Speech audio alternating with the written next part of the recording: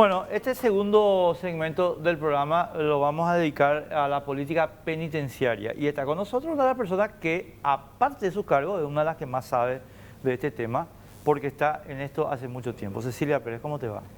Buenas noches, Enrique, y a toda la audiencia. Gracias por estar con nosotros. Pregunta de precisión nomás, no Sí. para interrumpirte. ¿Son varios sindicatos o qué onda? 14 sindicatos, de los cuales 6 están en huelga y los 8 restantes no estarían plegándose a la huelga, porque los 6 son los que llaman a la huelga, ¿verdad? Ya hubo unas diferencias entre ellos porque el segundo grupo dice que fueron excluidos de la tripartita que se hizo el día viernes en el Ministerio del Trabajo. Yo desconozco el manejo que tienen entre ellos de la tripartita, porque ya hubo un problema anterior el jueves cuando nosotros convocamos una reunión. El primer grupo no le permite al segundo grupo ingresar a la reunión, entonces tuve que hacer 2 reuniones en 2 grupos diferentes. Y como el segundo grupo sí tuvo una capacidad de escucha de lo que teníamos para plantear, entonces ante esto ellos se comprometen a llevar su planteamiento a sus asociados. No nos dicen que sí de entrada, pero nos hablan de comprometerse a llevar su planteamiento a sus asociados. Entonces, a partir de ahí tenemos la aclaración. Si van a huelga, van 6 sindicatos. Pregunta de la calle, ¿esto supone algún tipo de riesgo de seguridad? El riesgo de seguridad, Enrique, está. O sea, está siempre en el sentido de la discusión de, siendo tan pocos, aunque estén todos trabajando, tenemos episodios que se han visto en estos últimos tiempos. O sea, yo no voy a maquillarte la situación ni te voy a mentir. Ahora, de que haya una pretensión de que todos los penitenciarios pretendan liberar las cárceles, la prueba de eso es que hay 8 sindicatos que no se plegan, a quienes nosotros estaríamos apoyando ante eventuales episodios con la Policía Nacional, ¿verdad? A quien ya pedimos los refuerzos. Claro, porque, Cecilia, si vos me permitís, yo te quiero plantear el mapa que yo tengo, porque a mi modo de ver el tema surge ya como una derivación de otro tema que es más grosso, que ya lo hablamos en radio contigo, pero que quiero volver a planteártelo acá ahora en televisión. Y es que yo creo que en realidad hay sectores de la política paraguaya que están totalmente resueltos a entregar el sistema penitenciario a las organizaciones criminales con las cuales esos sectores políticos obtienen financiamiento. No voy a dar nombres si no querés, porque no quiero ponerte a vos en ningún aprieto particular, digamos, pero creo que todo el país sabe, como referencia a la situación que ocurrió en San Pedro, ¿verdad? Y por qué ocurrió y qué. En consecuencia, a mi modo de ver, primero, uno de los temas que creo que hay que investigar aquí bien, es si alguno de estos sindicatos tiene o no vínculos con estos sectores políticos que eventualmente están pretendiendo convertir las cárceles en un centro de reclutamiento de sus organizaciones criminales. Sí, o sea, tu planteamiento es bastante complicado. No estamos hablando tampoco de algo descabellado, porque tenemos como prueba hasta un botón. Si bien hay que reconocer que hay personal que trata de hacer bien su trabajo y trata de mantenerse al margen de las cuestiones de corrupción, le estamos pidiendo a ellos que se inmolen, porque hay otro sector que se presta a todos los juegos que plantea el sistema penitenciario hoy, que no es algo nuevo, pero que nunca, me atrevo a decir, que no es la primera vez tampoco que digo, llegamos a este estadio de captación de personas que estarían en menor rango de delincuencia, por decirlo de alguna manera. O sea, una persona que roba un celular hoy puede ser sometida a los grupos del crimen organizado porque tiene que defenderse y tiene que sobrevivir dentro de las cárceles. Entonces, esa es una realidad que no podemos negar, pero que nosotros tenemos que tratar como una crisis. ¿Por qué llevo a este tema? Porque las medidas que se toman hoy son medidas de emergencia penitenciaria, no son unas medidas que van a arrastrar, porque yo sé que hay un cuestionamiento clave sobre la participación de las Fuerzas Armadas en lo que tiene que ver la seguridad nacional. Yo no quiero entrar a hablar de que las Fuerzas Armadas estén patrullando las ciudades. Yo estoy hablando del trabajo que está haciendo hoy las Fuerzas Armadas en apoyo al personal policial en el perímetro de los centros penitenciarios. El factor es disuasivo y es categórico, Enrique. Yo te puedo decir que hasta el interno, que no está metido en esos esquemas, te dice que suerte, doctora, que le trajeron a los policías y los militares, porque así los otros no nos hacen nada, no nos someten, están calmados, están callados. Entonces, es un factor importante disuasivo, pero de choque de emergencia, no para mantener esto como una situación permanente ni estable, porque ese fue uno de los condicionamientos que yo le hice al ministro y que él aceptó y le encantó. Vamos a trabajar en contener la emergencia, pero vamos a trabajar en la cuestión de fondo, porque si no vamos a vivir en crisis, y una crisis que crece. Si no trabajamos en la cuestión de fondo, estamos apoyando el crecimiento de la situación de crisis, porque tenemos que atacar la raíz del sistema, de la crisis, que tiene un montón de aristas, y entre ellas, sí, lo dijo el ministro mismo y lo digo yo también, esto derivó en poner enfrente de centros penitenciarios o dirigiendo centros penitenciarios a personas que no tenían la más remota idea de cómo se maneja un centro penitenciario y que tampoco pretendían administrarlo de una manera eficiente o eficaz. Porque si vos me decís, Enrique, hoy, a ver, Cecilia, ¿por qué no te vas como ministra de Salud? Y yo te voy a decir, perfecto, pero lo único que yo puedo tener conocimiento de gestión, pero de salud pública no sé nada. Pero sé, o sea, porque mi mamá es médica, pero eso no es suficiente. Entonces, cuando uno se va a dirigir un centro penitenciario que tiene un sector importante de gestión o de una cuestión gerencial, pero también administra otro tipo de cuestiones, hay una suerte de cadena de mando interno. Claro. Entonces, eso se corta, porque el jefe de seguridad no es respetado, por ejemplo, en sus decisiones por el director del centro penitenciario, que no sabe cómo funciona el sistema. Entonces, llega un momento que cada uno por su lado, y en esta situación estamos. Ahora, a mí la parte que me preocupa es si en el seguimiento que ustedes hicieron, a partir de que se hacen cargo de la administración del ministerio, lograron romper esas cadenas que vos estás señalando. Porque, a ver, yo voy a usar el mismo esquema que vos estabas señalando. Vos pusiste ahí arriba a unos tipos que nada que ver con el ejemplo que vos estás haciendo, pero viene como una cadena de responsabilidad adentro, que ahí es donde se conecta, aparentemente por las publicaciones, yo no tengo otro elemento de juicio, con la recluta de las organizaciones criminales, el PSC, el Comando Vermelho y compañía. Y lo que a mí me importaría saber es si esta cadena de conexión que fue, ¿cómo decirlo, Cecilia? Que fue cohonestada por este esquema anterior, está rota o no. ¿Con relación al crimen organizado? Claro, con relación al crimen. No. ¿Está roto? No, porque en primer lugar nosotros estamos intentando limpiar un poco los esquemas de las direcciones. El ministro llamó a concurso dos penitenciarías que están, por decirlo de alguna manera, descabezadas, que son la penitenciaría de Emboscada y la de San Pedro. La de San Pedro, el director está prófugo, está imputado y prófugo. Imagínate. Y la de Emboscada se quedó sin director porque está preso, o sea, imputado y preso.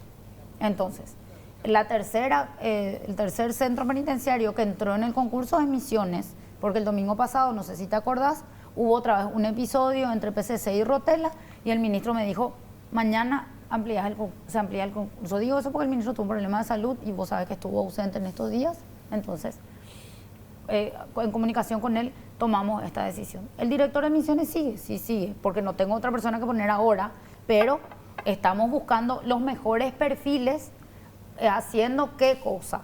El ministro cede su prerrogativa, porque está considerado como un cargo de confianza y él puede designarle a quien él quiera, para estudiar en uso de sus derechos cuáles son los mejores perfiles para lo que se necesita en tal o cual centro penitenciario. Entonces, sí. No te quiero interrumpir, pero sí necesito preguntar. Por eso no se puede cambiar, no puede ser que eso sea un cargo de confianza del ministro. Lo que pasa es que me parece súper oportuna tu pregunta, porque parte del reclamo del personal penitenciario de la huelga es el acompañamiento de la Carta Orgánica. Ellos hicieron una ley penitenciaria, una ley orgánica penitenciaria, y en esa ley, al igual que hoy, no se resuelve el problema de qué son ellos.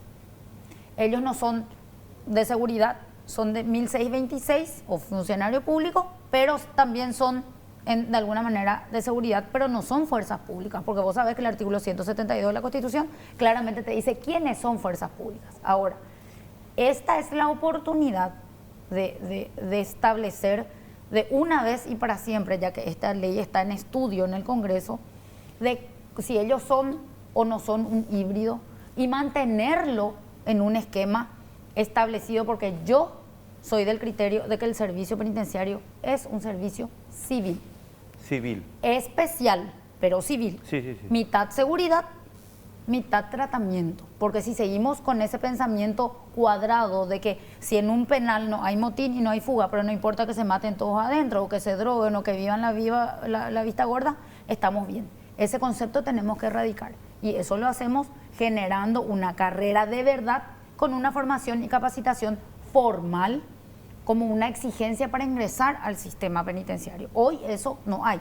Nosotros habíamos dejado un proyecto en agosto del 2018 de un instituto superior para que sea una tecnicatura, en el cual hacen estudios de cuestiones de seguridad, seguridad dinámica, uso, manual del uso de la fuerza, que nosotros habíamos planteado trabajarlo con la policía y elaborar uno especial para el sistema penitenciario, porque los límites del uso de la fuerza de la policía no son iguales a los que están en contexto de encierro.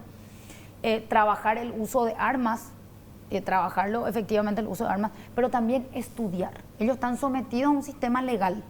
Eso implica que el juez le controla al director de un centro penitenciario, no yo como viceministra o como el ministro en una cuestión administrativa. Está la parte administrativa de la responsabilidad administrativa, pero ellos tienen un control judicial y ellos tienen que manejar el Código de Ejecución Penal y no todos manejan.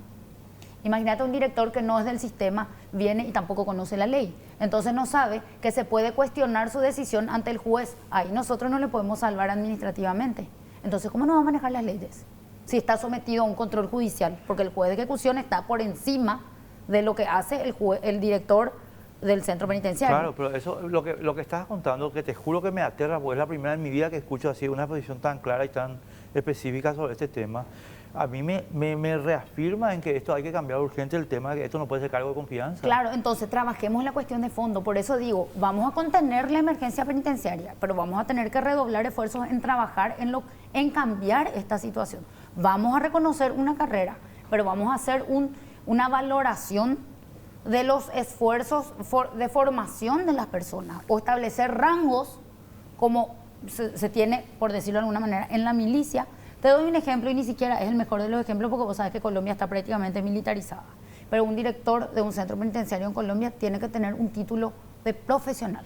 Si vos no sos un profesional universitario y no una tecnicatura, no puedes ser director de un centro penitenciario. Entonces tenés una exigencia que te lleva a un nivel superior y el cual el que está en un nivel inferior respeta.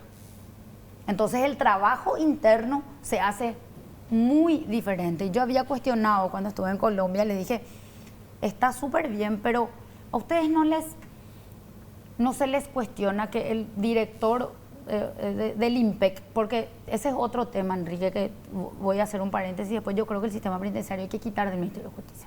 Nosotros tenemos que tener un instituto independiente, autárquico, autónomo, que coordine con el Ministerio de Justicia la política penitenciaria, el diseño de políticas públicas, pero la parte operativa tiene que estar fuera del Ministerio de Justicia.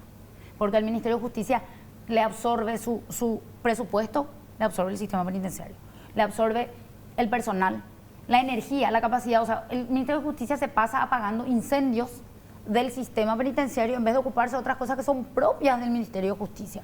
Y te doy un ejemplo, el registro civil. Siempre es el hermano, la cenicienta del sistema, porque como esto urge, porque es seguridad, por esto, aquello, entonces el registro civil eternamente está olvidado. Y hoy, con justa razón, los oficiales del registro reclaman porque ellos ganan 2 millones de guaraníes. Quédate ahí porque tenemos que ir a la pausita, un ratito. Estamos de vuelta en un ratito,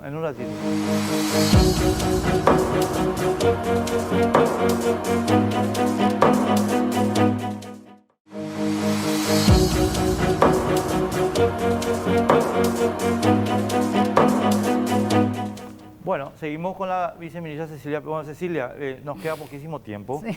Pero qué grosso que es el tema que estamos hablando. Vos sabés que yo no esperaba que fuera tan grosso, yo creí que íbamos a hablar de cuestiones salariales y compañía, pero vos estás introduciendo unos temas que a mí me dejan, pero te juro, te dije fuera del aire, ahora te digo al aire, me dejan con la boca abierta, porque es mucho más grave y está mucho más descompuesto de lo que yo había pensado, digamos, cuando hicimos la invitación para hablar contigo. Bueno, de hecho que sí, ¿verdad? Nosotros hoy con las decisiones que estamos tomando, si bien todavía no hace un mes que estamos, pero con el ministro estamos tomando decisiones, somos conscientes que nos estamos enfrentando a una mafia. Pero mafia, en serio. Sistemáticamente recibimos recomendaciones de cuidados personales, custodio y cosas así, pero porque son decisiones o sea, vos sabés a qué yo me dedicaba antes de venir. El ministro también, el ministro ejercía la profesión, como yo, estábamos, por decirlo de alguna manera, bien. Si vamos a entrar, nos vamos a entrar para macanear, ¿verdad? Yo condicioné trabajar en la cuestión de fondo. Y esta es la cuestión de fondo. Hay que comenzar de cero. Contengamos el sistema existente, pero aprovechemos los nuevos centros penitenciarios para dejar sentadas las bases, porque no vamos a durar, o sea, esto es un proceso que tiene que superar partidos políticos, gobiernos, tiene que ser una política de Estado y tiene que continuar en el tiempo. No vamos a resolver esto en 4 años que quedan de este gobierno, pero sí tenemos que dejar sentadas las bases para que esto continúe. Si República Dominicana, con maras y pandillas en sus centros penitenciarios lo logró, nosotros debemos poder hacerlo. No, está bien, pero yo nomás cuando decís República Dominicana no sé si lo logró. Pero ¿cuánto hace, Enrique? 13 años hace que ellos están. Y tuvieron una pausa, ¿por qué? Porque en un momento dado, el que estaba enfrente del esquema de reforma no era del mismo partido. No, del otro lado. A donde yo quiero llegar es que creo, primero que creo que República Dominicana no tiene solucionado su esquema, pero además yo te agregaría que nosotros, hasta donde yo veo, Cecilia, y te lo dije fuera, tenemos un problema adicional, y es que la mafia que está operando en el sistema penal es una mafia que está totalmente inserta en el sistema político. Y eso es más complicado. Por eso te digo, estamos enfrentando a un esquema de mafia, ¿verdad? Y es algo con lo que vamos a tener, alguien tiene que hacer ese trabajo. Yo acepté y el ministro aceptó porque, te soy muy sincera, yo circulo por la Costanera. Sí. Y en la Costanera le entregaron a tiros a Zamora. Entonces, si alguien no trabaja por el futuro de nuestros hijos, nosotros todavía no estamos como está Río de Janeiro, que yo no sé si recordás aquella conferencia de prensa que armó Marcelo Piloto. De esa conferencia de prensa, de lo que él dice, nadie se detuvo a pensar. Ese contenido es determinante, Enrique. Nosotros a eso vamos y hoy no tomamos decisiones. Totalmente. Cuando él dice que él llega a la delegacia y él dice que no era el Comando Vermelho, pero le tiene que decir al comisario que sí, porque si él se iba a una cárcel que no era el Comando Vermelho, su familia le iban a matar porque su familia vivía en un barrio dominado por el Comando Vermelho. Ese es el trabajo que hace el que está dentro del centro penitenciario con afuera. Eso es lo que yo te digo, porque en Brasil... yo creo que nosotros estamos replicando el modelo brasileño. Y a mí me pueden decir muchas cosas de Brasil, pero nadie me va a discutir, porque creo que es un hecho indubitable, que el sistema de mafia del Comando Vermelho, del PCC, está también totalmente inserto en el sistema de la vida pública brasileña, en la clase política brasileña. Porque esa conferencia de prensa y una cantidad de otros episodios similares nos están indicando que aquí hay un esquema que ya es de poder, Cecilia. Es un esquema de poder, ya no es un esquema de que este es mi barrio, ya es una cosa, ¿entendés? Y yo creo que nosotros estamos entrando a esa variable. Y lastimosamente, no sé si hay, mira, para dejar neutra la cuestión, no sé si hay conciencia en la clase política acerca de qué peligroso es lo que están jugando sus integrantes.